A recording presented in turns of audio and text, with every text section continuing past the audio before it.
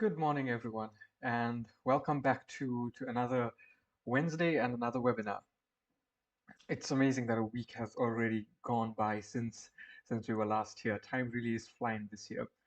Um, but yeah, let's jump straight into it. Just like last week, it's just going to be us.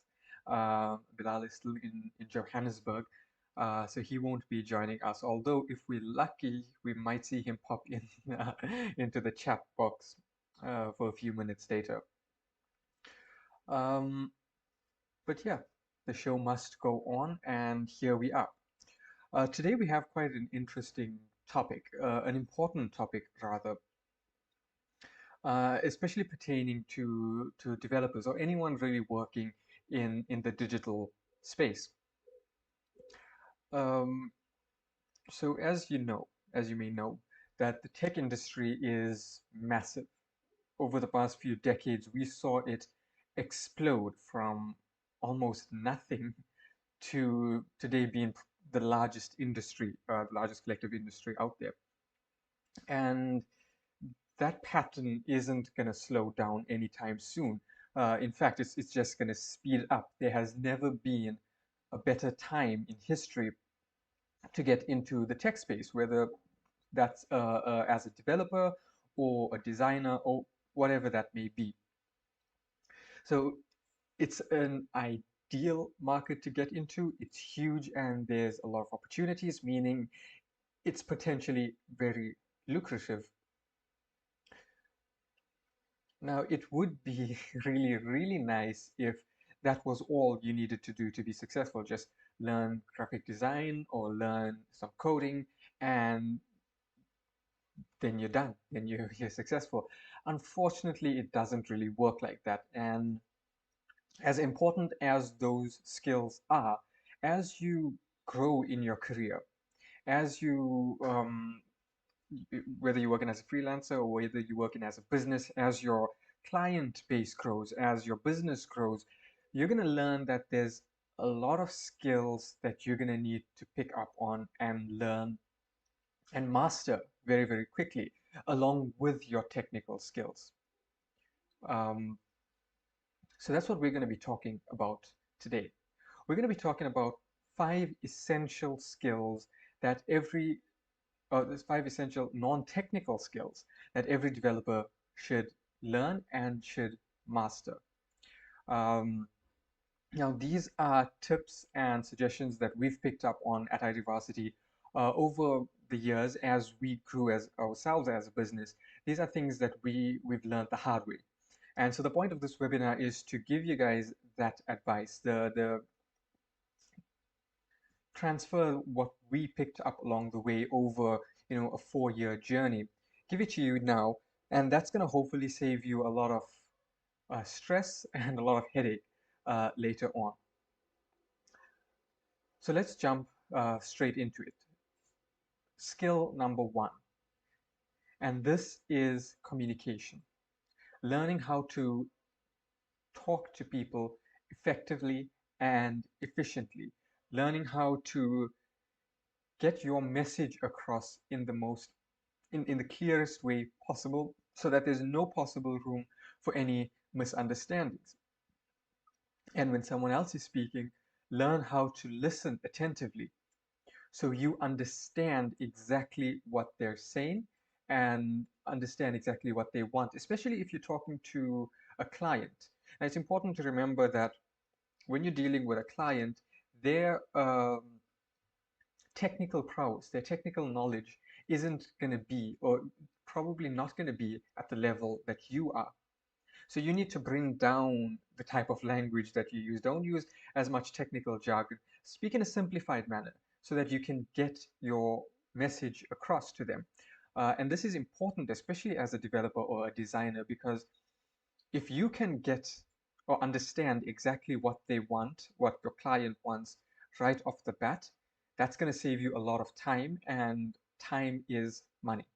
But if you don't take the time, if you don't ask the proper questions, when the project kicks off, and you don't have a clear understanding of exactly what the client is looking for, that's going to be a lot of back and forth later on. And that's just going to become very stressful for you and for your client. It's going to take a lot more time than it really needed to. And that's going to prevent you from going out and looking for new clients and getting new business, right? You're going to get stuck on this one. Now, on the other hand, once the project kicked off, you sat with the client, you had a long conversation, you asked the right questions, and you come out of that meeting understanding exactly what the client is looking for. Right. And remember, they're not going to spell it out for you because they don't exactly know themselves.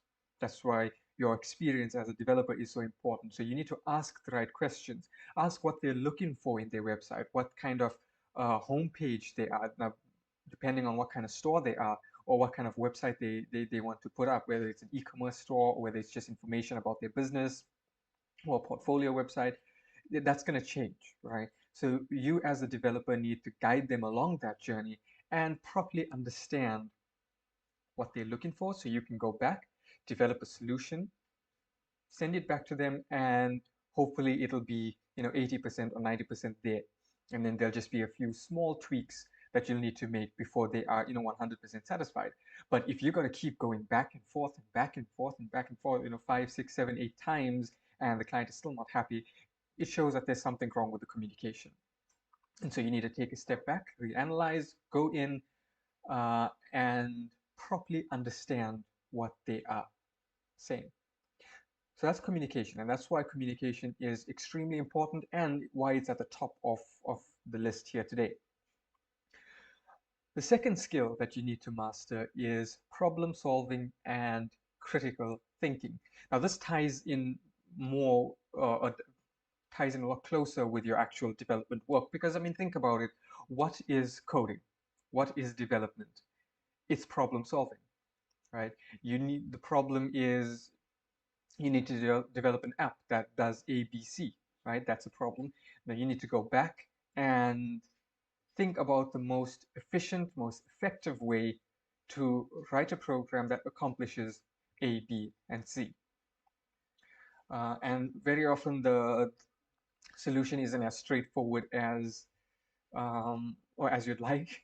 Sometimes it requires a bit of thought, and that's why it's important to develop your critical thinking and your problem solving skills, because that's going to allow you to find solutions that are more effective, more efficient, a lot quicker. And again, that's going to make you a more efficient developer or designer.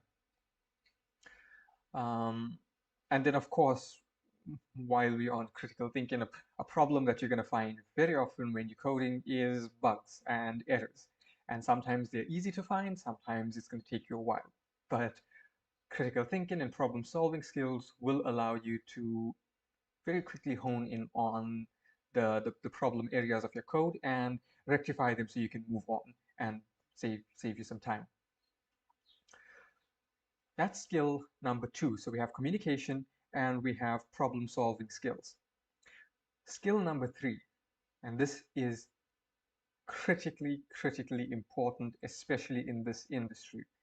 It's the ability to learn and unlearn, continuously learn and unlearn. So unlearning first. You need to understand that this industry isn't, or the tech space isn't a very rigid industry. It changes rapidly, so much so that every couple of years, it's almost unrecognizable anymore. And what technologies and tools were relevant 5 years or 10 years ago are completely irrelevant now.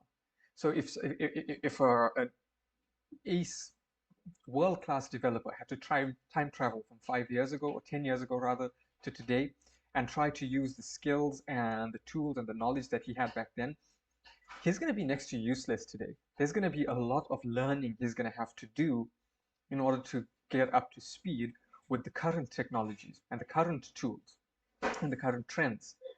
Um, and so that can happen to you in real time as well. If you're not constantly learning, constantly in tune with what's happening in the tech space, you're going to end up falling behind.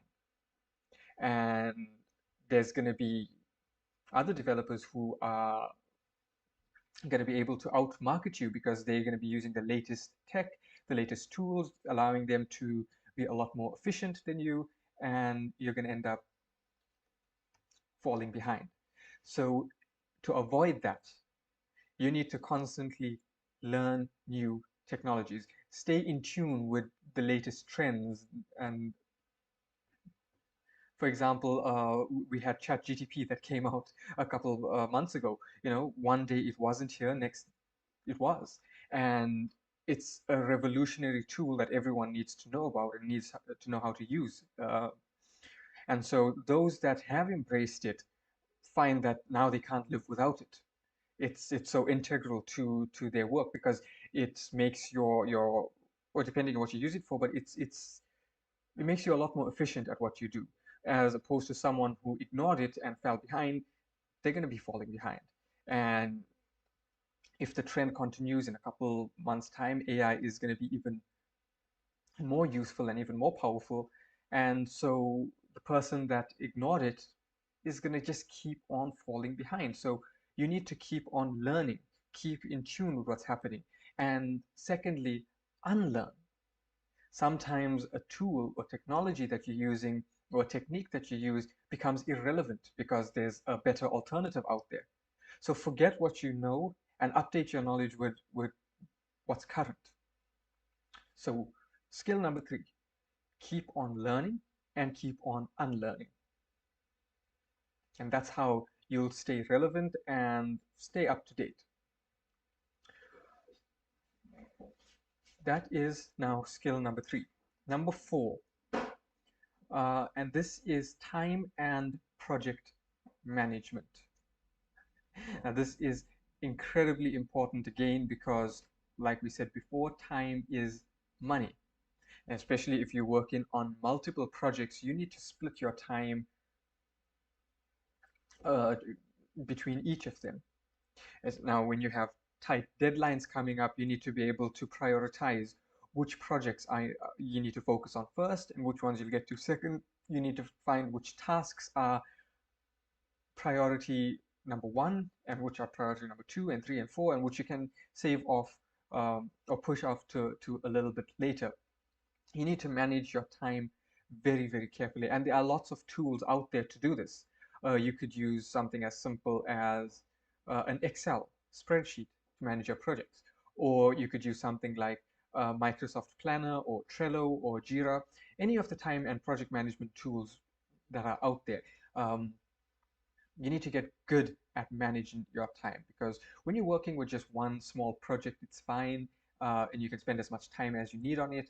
But when you have 3 or 4 new projects that you're working on, and you have 7 clients who you just do maintenance and updates for, it's going to become a bit much. And if you're not careful, you're going to end up dropping balls. You're going to end up falling behind on deadlines, and that's going to be bad for business. It's going to be bad for your reputation. It's also going to be extremely stressful for you. And so you can save yourself all of those headaches by simply getting ahead of the game and learning how to manage your time and manage your projects from a very early stage. Don't wait till it becomes urgent. Don't wait till there's already a problem before you start learning this. Learn from now, even if you just have 1 or 2 projects. Learn how to manage your time now, so that later on, when it is important, you're just flowing right into it, right? You don't have to start learning then and go through any bit of the headache that comes with that.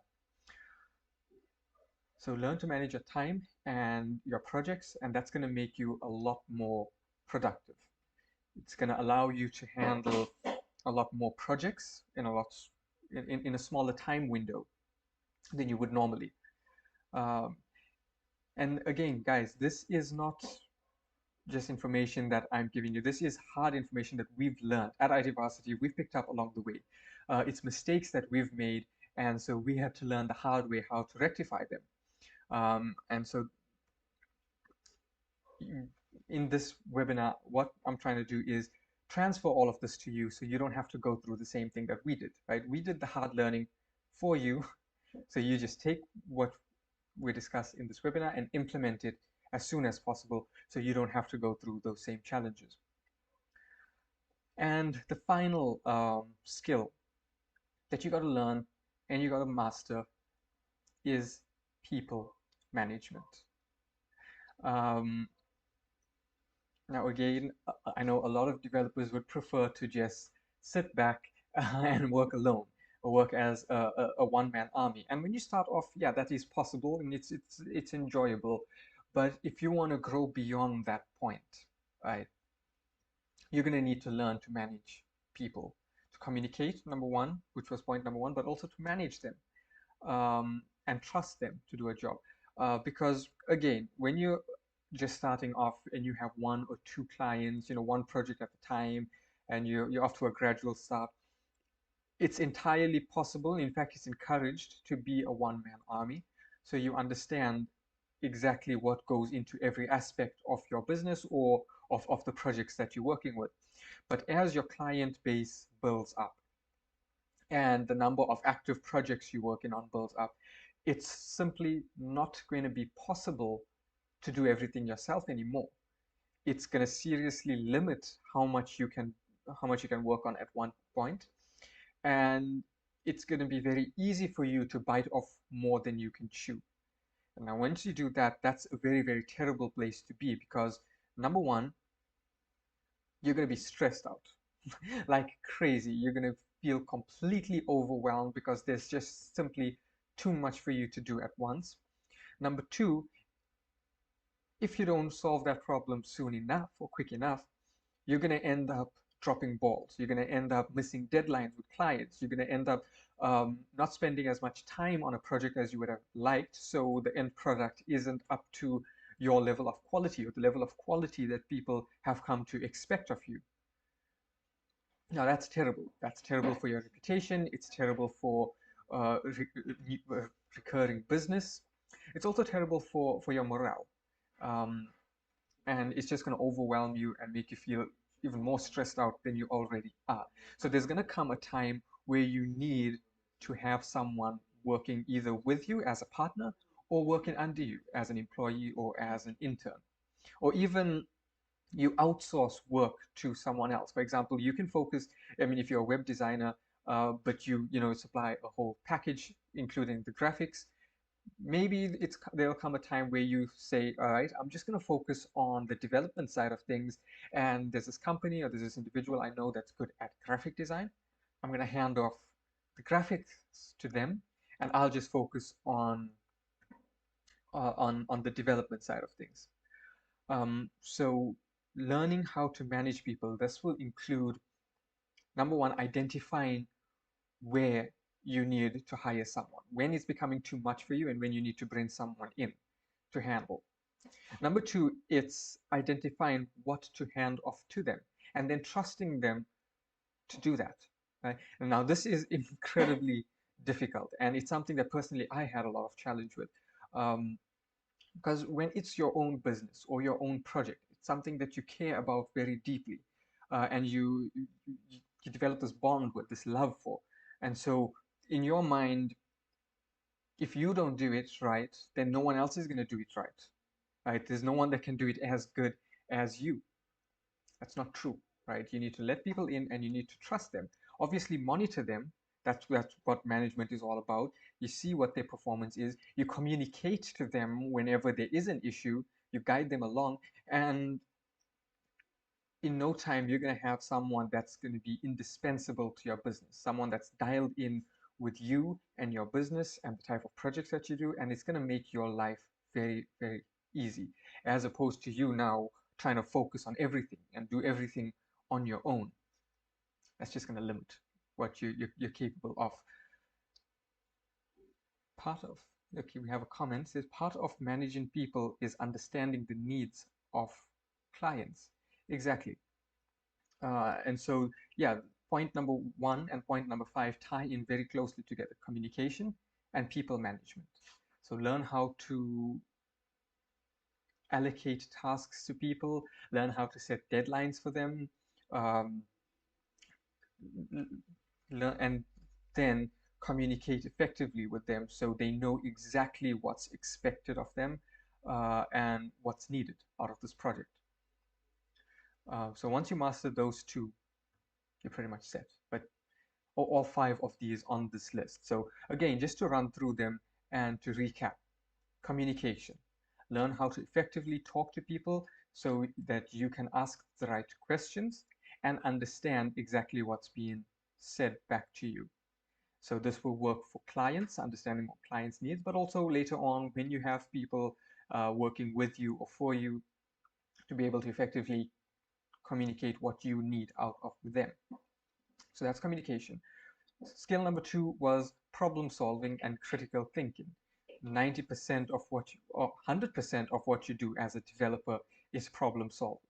You start off with the problem, and then you need to find the most effective, most efficient way to solve that problem with code. And then, of course, it's finding bugs and errors in your code as well. Uh, Point number three was the ability to learn and unlearn. The IT industry is a rapidly changing, rapidly evolving industry. So you need to, sometimes it's important to forget what you know and then learn what's current and what's new.